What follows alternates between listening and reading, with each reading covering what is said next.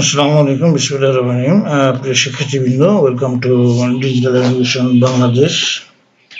আজ আমরা শিখবো ওই শিক্ষাক্রম 2024 গণিত নবম শ্রেণী 2 অনুক্রম ধারা অঙ্ক 2 নং অঙ্কের 1, 2, 3, 4 নং অঙ্ক। পৃষ্ঠা নম্বর হচ্ছে 56 বা 56। তো এখানে 4টি অঙ্ক আছে, যে 1, 2, 3, 4 এই ফাঁকা ঘরগুলো আমাদের পূরণ করতে হবে, অর্থাৎ শূন্যস্থানগুলো পূরণ করতে হবে। যেটা বিভিন্ন নিয়মে করা যায়। আমি একটা বিকল্প নিয়মও দেখাবো। তো 2 নম্বরের 1 নম্বর অঙ্ক যেটা 2-1, 2, 9, 6, এরপরে ফাঁকা চিহ্ন, এখানে ফাঁকা, তারপর 37, তারপরে ফাঁকা। তো এখানে 9টি 2 বিয়োগ করলে 7 হয়। 16 থেকে যদি আমরা এরকম 9 বিয়োগ করি তাহলে হবে 7, তাহলে সাধারণ অন্তর এখানে 7। তো এখানে আমরা এগুলো বের করবো। আমরা জানি সমান্তর অনুপাত, সমান্তর ধারা n-তম পদ an সমান a plus n minus 1 into d।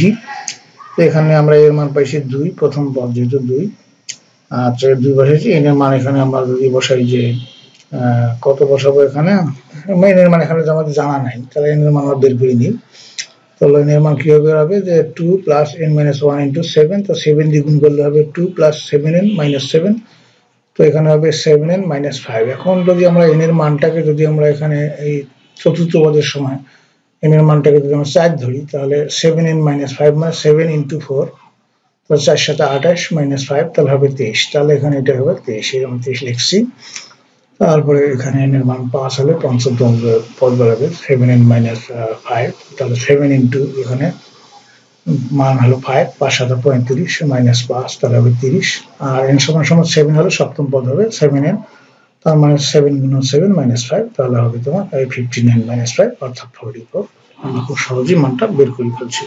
এখন আমরা একটা বিকল্প পদ্ধতি দেখবো, যেখানে বিকল্প পদ্ধতিতে হলো ওই মানটা আছে এখানে দেওয়া, যে এখানে সমান্তর ধারা যেহেতু আমরা প্রথম পদ a সমান সমান 2, সাধারণ অন্তর d সমান সমান দ্বিতীয় পদ বিয়োগ প্রথম পদ, তাহলে 9 বিয়োগ 2, তাহলে হচ্ছে 7, এবং এখানে তৃতীয় পদ বিয়োগ দ্বিতীয় পদ, দেখা যাচ্ছে 16 মাইনাস 9 7। তাহলে এখানে চতুর্থ পদ হবে, তাহলে এখানে কত হবে, যে 16 প্লাস d যদি আমরা করি, যে ডান পাশের সংখ্যা বলে ওর সাথে সাধারণ অন্তরটা বিয়োগ করলে পাওয়া যাবে 16 আর 7 23। পঞ্চম পদ হবে 23 যোগ d মানে 23 যোগ এখানে 7, তাহলে 30, এবং সপ্তম পদ হবে 37 যোগ d মানে 37 যোগ 7 সমান 44। তোমরা ওইভাবেও করতে পারো, এভাবেও করতে পারো, অঙ্ক হয়ে যাবে। তাহলে আমরা এইভাবে শূন্যস্থানগুলো পূরণ করতে পারবো। কেমন? এরপরে হচ্ছে 2 নম্বর অঙ্ক। এখানে প্রথম পদ মাইনাস 35, মাইনাস এখানে কত হবে, এটা ফাঁকা, এটা ফাঁকা, এটা ফাঁকা, এখানে মাইনাস 5 আর প্লাস 5 এখানে আছে। তো যে দুইটা সংখ্যা দেওয়া থাকবে এখান থেকে আমাদের এই প্রথম পদ আমরা বের করে নেব। মানে প্রথম পদ এখানে a হলো 35 আছে দেওয়া, আর এখানে d এর মানটা আমরা বার করবো, যে দুইটা মান দেওয়া থাকবে সেই দুইটা বিয়োগ করে পাবো। তাহলে এই 5 থেকে মাইনাস 5 যদি বিয়োগ করি, তাহলে মাইনাস প্লাস হয়ে যাবে, তাহলে এখানে হবে 10। তো আমরা জানি সমান্তর অনুক্রমের সাধারণ পদ a সমান সমান মানে এখানে সাধারণ পদ যেটা n, ওটা সমান সমান a plus n minus 1 into d। তাহলে এর মান হলো মাইনাস 35, মাইনাস এখানে n এর মান জানা নাই, তাহলে ইন্টু 1 গুণন এখানে আমরা 10 যদি সাথে বিয়োগ করলে এখানে অন্তর 10 হচ্ছে, 10 দিয়ে গুণ করে নেব, 10n মাইনাস 10 হবে। তাহলে এখানে 10n আর এখানে এটা যোগ করলে এখানে মাইনাস 45 হবে। তাহলে এখন এই দ্বিতীয় পদ আমরা বের করবো। কিভাবে বের করবো, 10n মাইনাস 45, তাহলে 10 গুণন n এর মান যদি 2 ধরি তাহলে 20 হবে, মাইনাস 45, তাহলে মাইনাস 25 হবে। আর তৃতীয় পদ হবে 10 ইন্টু 3, তাহলে হবে 30 মাইনাস 45, তাহলে মাইনাস 15। ষষ্ঠ পদ কি হবে, 10n মাইনাস 45, তাহলে 6 10 60 মাইনাস 45, তাহলে এখানে 60 থেকে 45 বিয়োগ করলে হবে মাইনাস, এখানে হবে শুধু 15। তাহলে এই সংখ্যাগুলো আমরা ফাঁকা ঘরে বসিয়ে দেবো। আশা করি তোমরা বুঝতে পেরেছো। এরপরে হচ্ছে বিকল্প পদ্ধতি, যে এটি একটি সমান্তর ধারা। প্রথম পদ a সমান সমান 35, সাধারণত d সমান সমান পঞ্চম পদ বিয়োগ চতুর্থ পদ, যদি এই দুটি শুধু দেওয়া ছিল এই জন্য এই দুটি বিয়োগ করে নিলে 10 আসবে। তাহলে দ্বিতীয় পদ হবে 35 প্লাস 10, তাহলে ওর সাথে 10 যোগ করলে মাইনাস 25, আবার এর সাথে আমাদের 25 এর মাইনাস 25 এর সাথে প্লাস 10 যোগ করি, তাহলে হবে মাইনাস 15 অর্থাৎ 15। আর ষষ্ঠ পদ হবে 5 প্লাস 10 ইকুয়াল টু 15। এইভাবে আমরা খুব সহজেই মানটা বের করতে পারি। তাহলে মানগুলো হবে মাইনাস 25, মাইনাস 15, প্লাস 15 অর্থাৎ 15। এরপরে আমরা 3 নম্বর অঙ্ক হচ্ছে, এখানে ফাঁকা ছিল, এটা ফাঁকা, এটা ফাঁকা, এই দুটো দেওয়া আছে। তাহলে এখানে প্রথম পদ ধরে নিচ্ছি আমরা, এবং দেওয়া নেই। সাধারণত ডি পঞ্চম পদ বিয়োগ চতুর্থ পদ, তাহলে -5 -4 -5 -4 -5 হচ্ছে -9। তো আমরা জানি সমান্তর ধারা n-তম পদ n a1 + n-1 * d। তাহলে তৃতীয় পদ হবে এখানে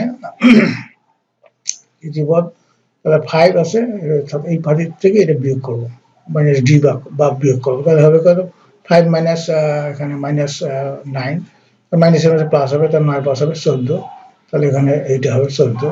তারপরে দ্বিতীয় পদ কি হবে 14 - d, তাহলে 14 - d করলে এখানে মাইনাস এ প্লাস হয়ে যাবে, তাহলে 14 প্লাস এখানে 9 23 হবে।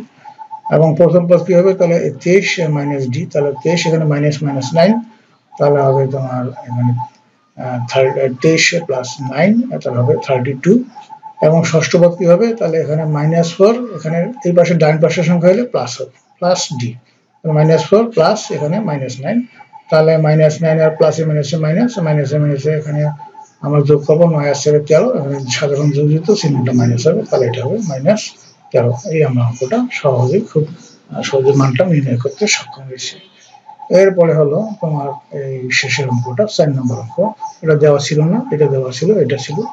তো আমরা যদি যেটা দেওয়া আছে সেটাকে যদি তৃতীয় পদকে যদি দ্বিতীয় পদ দ্বারা ভাগ করি তাহলে আর এর মানটা পেয়ে যাবো, অর্থাৎ অনুপাত কত, এই অনুপাতটা হবে আর সাধারণ অনুপাত আর সমান 50x³ / 10x²। কাটাকাটি করলে 5 × 50, এখানে 5x হবে। তাহলে এখন প্রথম পদ কি হবে, দ্বিতীয় পদ ভাগ আর, অর্থাৎ দ্বিতীয় পদ যা আছে 10x² ভাগ আর এর মান হলো 5x, কাটাকাটি করলে হবে 2x, তাহলে প্রথম পদ হবে 2x। এবং চতুর্থ পদ কি হবে, তৃতীয় পদ গুণন আর, তৃতীয় পদ কত, যে তৃতীয় পদ হলো 50x², এর সাথে যদি আমরা ডান পাশের সংখ্যা 5x, এটাই অর্থাৎ আর এর মানটা বসে দিই, তাহলে কিন্তু পেয়ে যাবো আমরা পরের সংখ্যাটা, চতুর্থ পদ। আর চতুর্থ পদের সাথে যদি আমরা আবার আর গুণ করি তাহলে আমরা পঞ্চম পদ পেয়ে যাবো, গুণ করলে এটা 250 × 5, তাহলে হবে 1250। x এর পর এখানে 4, এখানে আছে 1, তাহলে 5 হয়ে যাবে, এখানে 3 আছে, এখানে 1 আছে, তাহলে 4 হয়ে গেছে। আমরা খুব সহজেই মানগুলো বের করছি এবং মানগুলো ফাঁকা জায়গায় আমরা এভাবে ফাঁকা জায়গায় বসালেই অঙ্কটা হয়ে গেল। আশা করি অঙ্কগুলো খুব সহজ এবং খুব সহজেই তোমরা বুঝতে পেরেছো। যদি বোঝার কোনো সমস্যা হয়ে থাকে কমেন্টস বক্সে আমাকে জানাইও, ইনশাআল্লাহ আমি বুঝাই দেবো। তো তোমাদের সবাইকে থ্যাংক ইউ। নেক্সট ক্লাসে অনুশীলন 3 নং অঙ্ক নিয়ে আমরা আলোচনা করবো। তোমরা সবাই সাথে থাকো, অঙ্কের বস হয়ে যাবে কেমন। তোমাদের সর্বাঙ্গীন মঙ্গল কামনা করে আজকে এখানে বিদায় নিচ্ছি। খোদা হাফেজ।